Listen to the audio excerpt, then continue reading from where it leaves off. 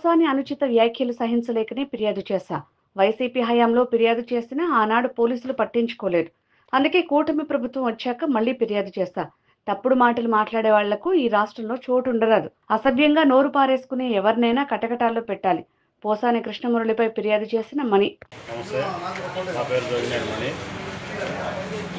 గత కొద్ది కాలంగా పోసాని కృష్ణమురళి గారు పవన్ కళ్యాణ్ పైన అనుచిత వ్యాఖ్యలు, అలాగే చంద్రబాబు నాయుడిని, లోకేష్ బాబుని చాలా అసభ్యకరంగా మాట్లాడుతూ ఉంటే మా మనోభావాలు సహించక లాస్ట్ టైం గవర్నమెంట్లోనూ ప్లస్ ఎలక్షన్లోనూ నేను 2-3 మార్లు కంప్లైంట్ ఇచ్చి ఆ గవర్నమెంట్లో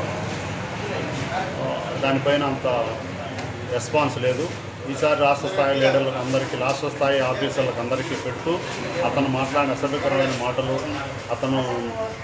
అతని మాట తీరు జీర్ణించుకోలేక 10 సంవత్సరాలుగా మేము దేవుడుగా భావించే పవన్ కళ్యాణ్ గారిని అతను మాట్లాడే తల్లిని, బిడ్డలను, భార్యలను విమర్శిస్తూ ఉంటే మా మనోభావాలు పూర్తిగా దెబ్బతిని మనసులో కలత చెంది మేము మాట్లాడేదానికి మా నాయకుడి యొక్క సనాతన ధర్మము, దైవభక్తి కలిగినటువంటి మా నాయకుడు పార్టీలో ఉండి మేము అసభ్యకరమైన మాటలు అతను మాట్లాడలేక పోలీస్ కంప్లైంట్ ఇవ్వడం జరిగింది.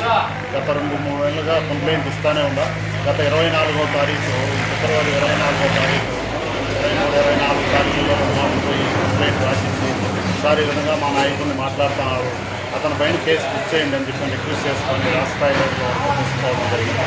ఇప్పుడే కంప్లైంట్ రిజిస్టర్ అయిందని తెలిసింది, కేసు కోసం తెలిసింది. ధన్యవాదాలు.